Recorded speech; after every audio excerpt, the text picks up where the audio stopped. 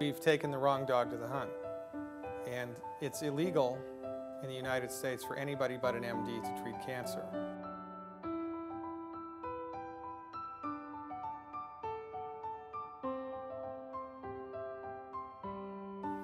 And the MDs who go outside of the box, like there's a doctor in Texas, his name is Burzynski.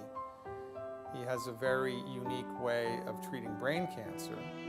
And I don't know how many times he's had to go to court to defend himself, right? Which is why there are no alternative, quote-unquote, cancer treatment centers in the United States anymore. They're all in Mexico or Sweden or wherever, because in the US you can't treat cancer unless you're an MD.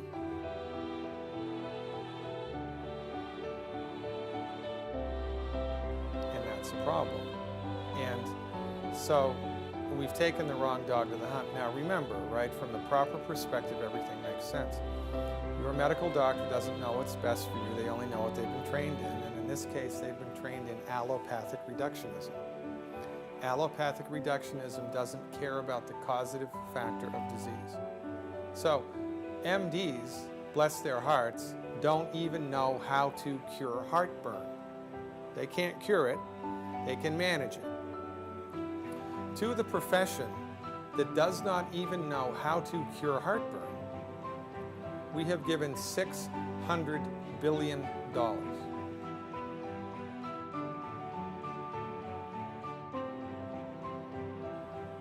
To come up with a cure for cancer. Gee, I wonder why we aren't any closer to a cure for cancer than we were when Richard Nixon declared a war on cancer, right? It's because the tumor is not the disease, it's the result of the disease. But the MD sees it as the disease. They're taking completely 100% the wrong approach towards it.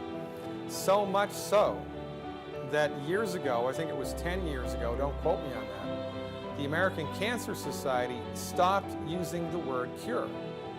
Now it's 5-year survivability. So, as far as the American Cancer Society is concerned, if you're diagnosed with cancer and you get conventional treatment, chemo, radiation, surgery, and you live for 5 years and 1 day and then die from cancer, it's considered a successful treatment.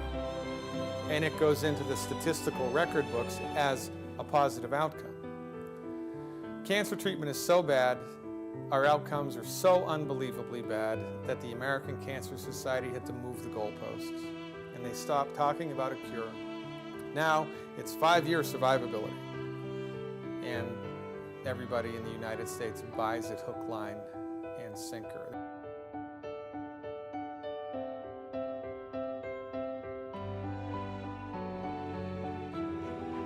There was a famous study done in 2004, right? The American Journal of Clinical Oncology.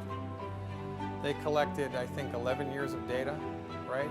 And they looked at adults who had developed cancer and were treated with chemotherapy. And what they found and published in the American Journal of Clinical Oncology, 97% of the time, chemotherapy doesn't work. It doesn't work. So if the MD medical community is all about research, and double-blind this and double-blind that, and let's prove it, why is chemotherapy still being rolled out? Because it's been proven to be ineffective, doesn't work. So why on earth do they do it? Because it's a gigantic moneymaker. It's gigantic money. It's gigantic money.